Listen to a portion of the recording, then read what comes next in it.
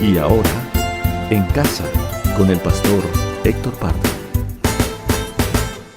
Transcurrió el año de 1986, era presidente de la Confederación Evangélica de Colombia, la entidad que representaba a todas las iglesias y denominaciones del país. Fui visitado por miembros de la Coordinadora Guerrillera Colombiana, que estaba compuesta por miembros de la FARC, el Ejército de Liberación Nacional, el ELN y el M-19. Fueron para que arreglar una cuota que debíamos de contribuir la iglesia evangélica en el país para la revolución contra el sistema, porque ellos decían que nosotros teníamos el dinero del pueblo y ese dinero no nos pertenece a nosotros sino a ellos y tenían que arreglar la situación. Así que fue un tiempo muy difícil. A ellos habían llegado a las 6 de la tarde con muchas amenazas. No tengo tiempo de mencionar todo lo que pasó en todas esas horas.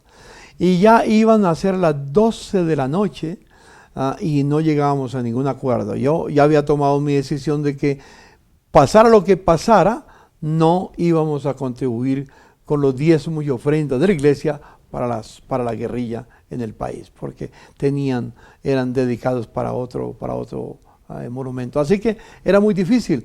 Cuando íbamos terminando sin llegar a un acuerdo preciso, de repente miré y había encima de una caja, había unas 3 Biblias, habían ahí, eran 3 personas que estaban, 3 Biblias, se habían quedado por fuera de las Biblias que habían empacado porque habíamos guardado todo lo que estaba en mi oficina. Y entonces yo sentí algo, inmediatamente tomé las Biblias y entonces le dije al de las FARC, le dije, Señor, él era el más rudo, le dije, Señor, yo quiero hacerle este obsequio de este encuentro esta noche, aunque no hemos llegado a un arreglo concreto, pero quiero que leas este libro. Me dijo, ¿qué es eso? La Biblia, le dije. Dijo, yo no leo esas cosas, a mí no me interesa la Biblia. Le dije, ¿alguna vez la he leído, Señor? Me dijo, jamás ni me interesa leerla. Le dije, entonces, ¿por qué nos persigues si no conoces lo que nosotros creemos? Y entonces él no me dijo nada, se le entregué, estiré la mano para el que del ELN y me dijo, yo tampoco recibo esas cosas, Señor, no me interesa, no las necesita. Le dije, ¿las ha leído? Ni me importa, me dijo. Bueno, entonces el de la FARC me dijo inmediatamente, entrégueselas al otro que es el del M-19, ese sí como que le gustan esas cosas. Y entonces se le extendí y él se acercó muy reverentemente, muy cariñoso y recibió la Biblia. Y me dijo, pastor, yo sí se la recibo. ¿Sabes por qué? Porque mi madre es cristiana y ella está orando por mí. Continuamente recibo mensajes de ella, que ella no deja de orar por mí para que Dios me proteja y un día regrese salvo o llegue a ser salvo, llegue a conocer a Jesucristo. Así que yo sí se la recibo con todo el corazón. Ese es un gran testimonio. Yo quiero que veamos otro testimonio que nos va a ilustrar lo que quiero seguir diciéndoles en esta noche. Nací en un hogar cristiano de 4ª generación, o sea que ya mis tatarabuelos eran cristianos y empecé cantando en el coro de la iglesia, pero cuando comencé en mi adolescencia a escuchar que podía cantar, me empecé a apasionar con esto de ser músico. Y me apasionó tanto que decidí hacer mi grupo de rock. Y ahí, bueno, tuve un conflicto con mi mamá, porque como madre cristiana, ver que su hijo hacía música rock era un problema. Tuvimos diferencias, peleas. En un momento dado, ya mi mamá no quería discutir más conmigo y decidió decirme, hijo, mirá, ahí está la puerta. Si vos no respetás a Dios, si vos no amás a nosotros como familia, pero no podés respetar a que Dios está en primer lugar, no hay un lugar para vos en esta casa. Y yo, que estaba envalentonado en mi sueño, le dije, bueno, perfecto, me voy. Estuve tocando por toda Latinoamérica, abriendo shows para bandas de rock de Estados Unidos, abriendo espectáculos como el Monster of Rock, con bandas como Megadeth, Queensryche, etcétera, etcétera, etcétera, Marilyn Manson, Rammstein, y las que se puedan imaginar durante muchísimos años. Y en un momento, en una gira a México que íbamos con la banda, me secuestraron, a mí y a toda mi banda. Y estuvimos varias horas secuestrados, amenazados de muerte. Uno de ellos decide hacerme una pregunta y me amenaza de muerte y me dice, ¿crees en Dios? Y yo adentro mío no sabía qué contestar porque dije, no tengo nada que ver con Dios, estoy del lado contrario de Dios y este hombre también es un criminal, un secuestrador. ¿Por qué me pregunta eso? Todo eso fue, obviamente, segundos. Y de adentro de mi estómago salió decir sí. Y hasta me asusté cuando le dije sí. Y él me dijo, si me hubieras dicho que no, te hubiera matado. Horas después nos liberaron, pero desde ese momento hasta que logramos llegar al hotel, yo sentía que Dios estaba conmigo. Y no era solamente mental, era físico. Sentía un calor en el cuerpo que no lo podía soportar. Y entendía que era la presencia de Dios. Recuerdo que llegamos a la habitación del hotel, todos los músicos, cada uno se puso a llorar en un rincón. Yo me fui al baño y me arrodillé y recordé las oraciones de mi madre y recordé a mi iglesia y recordé lo que aprendí de niño, los versículos. Todas esas cosas vinieron a mi cabeza y yo decía a Dios, ¿por qué me salvás a mí si yo hice todo mal y me gustó? Mi testimonio no es el testimonio de muchos otros que te cuentan, uy, yo pequé, le fallé a mi mujer, andaba con muchas mujeres y no me gustaba, y el enemigo me empujaba a hacer eso, y otros dicen, yo era alcohólico y el enemigo me empujaba y me llevaba a los antros a tomar. No, los seres humanos cuando cometemos el pecado, no lo cometemos porque el enemigo nos empuja, lo cometemos porque lo deseamos, porque lo acariciamos, y después lo terminamos haciendo. Fue lo que pasó con Eva. Bueno, a mí me pasó lo mismo y estaba arrodillado diciéndole, ¿por qué me salvás a mí si hice todo mal? Y me gustó, no podía entender ese amor, no podía entender su presencia en ese momento que abarcaba el lugar. Yo estaba arrodillado en el baño, me levanto del baño, abro la puerta, veo al resto de los músicos llorando, entra el manager y lo primero que me salió a decirle es, Dios me salvó y esta banda se terminó y yo no toco más y me vuelvo a mi casa. Y después de tantos años de haber vivido de lo que me gustaba y apasionado en lo que me gustaba, estaba tomando una decisión hacia la nada, porque siempre soñé ser músico y nada más que músico, pero sabía que algo más grande que yo estaba cubriendo mi vida.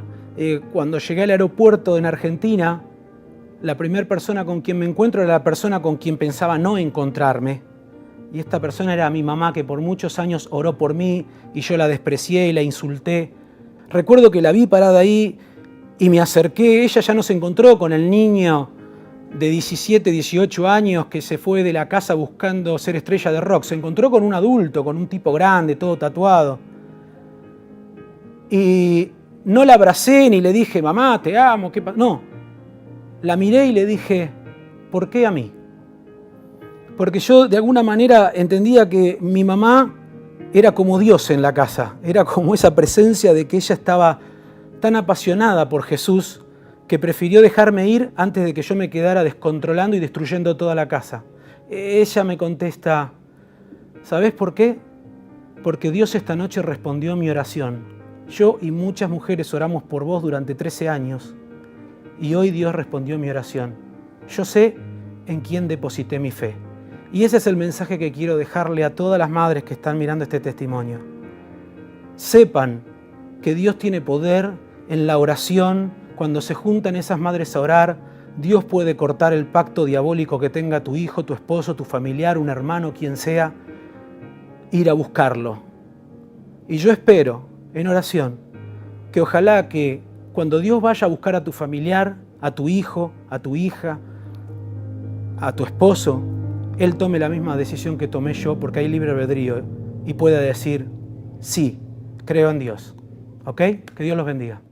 Me crié con mi padre en el movimiento guerrillero de los años 50, que comenzó todo a fines de los años 40 y en el año 50 ya se encrudeció la violencia.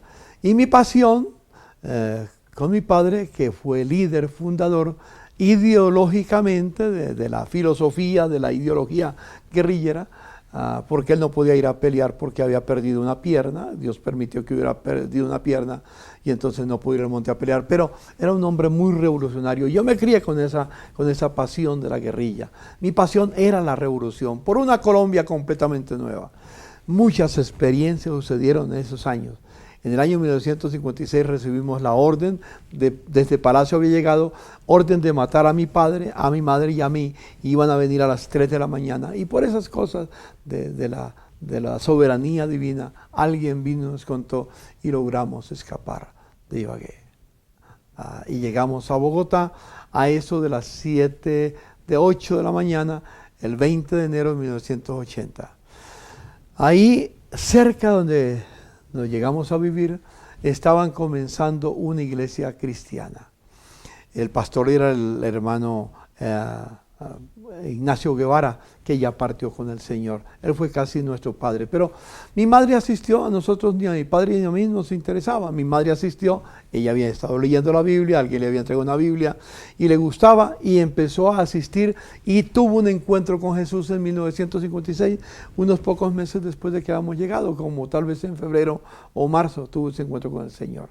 Su vida cambió, era radiante, fue sana de muchas enfermedades. Dios hizo milagros en ella. Ella ahora sonreía, resplandecía.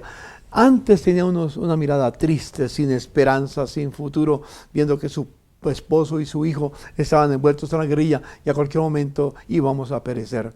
Pero de repente cambió su situación y mi padre, al ver el cambio de ella, empezó a leer la Biblia también, se inquietó. Y luego en 1958 mi padre tuvo un encuentro con Jesucristo. Ese encuentro con Jesucristo de mi padre fue fascinante.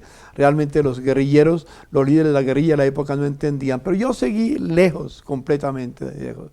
En 1960, el 25 de junio de ese año, me casé. Y luego, pues yo seguía con mi aspiración de guerrillera. Mi esposa no sabía que yo tenía eso en mi corazón, pero me casé. Me gustó ella, yo le gusté y nos casamos. Pero mi madre había hecho un pacto con Dios. Hay muchas cosas que yo quisiera decirles que no tengo tiempo. La verdad es que ella había hecho un pacto con Dios de orar por mi vida y no dejar de orar por mí hasta que yo no tuviera un encuentro con Jesucristo. Insistía, por 4 años había estado orando sin ningún aflojamiento de su fe. Estaba segura de que Dios lo iba a hacer. Y como dije, en 1960 me entregué al Señor. Me rendí con mi esposa a la vez, otro milagro maravilloso que lo narro en mi libro Desde la otra trinchera. Dios respondió la oración de mi madre y ya llevo 60 años sirviendo al Señor. Y qué alegría seguir. Dios me dio una madre que me amó. La preparó para mí desde antes de la fundación del mundo. Y así preparó a través de ella el camino de mi conversión. Entonces quiero decirle a todas las madres, ojalá unida con su esposo, si está vivo, está contigo, que como Ana pueda decir, por este hijo oraba y Dios me dio lo que le pedí. No dejes de orar por tu hijo o por tus hijos si no han entregado su vida al Señor. La oración de una madre tiene poder, mucho poder. En el nombre del Señor te pido que no desmayes. Déjame orar por ti. Señor, te doy gracias por cada madre y también por cada padre que están viendo este programa y han estado al alcance de este testimonio que vimos en el video y que yo les comparto, Señor. Señor, toca el corazón de ellos y que no desmayen si tienen hijos que no quieren saber del Señor, de Jesús, o hijos que son indiferentes, no importa. Tú no nos diste nuestros hijos para ser combustible del infierno. Nos diste a nuestros hijos para ser instrumentos en tu familia, en tu reino, aquí en la tierra. Señor, bendigo a cada padre y a cada madre en el nombre de Jesús. Amén y amén. Amado amigo y apreciado hermano, si tienes hijos y no conoces al Señor, no dejes de orar. Haz pacto con Dios. Y al final verás el nombre del Señor glorificado. Bendiciones. En casa con el pastor Héctor Pardo.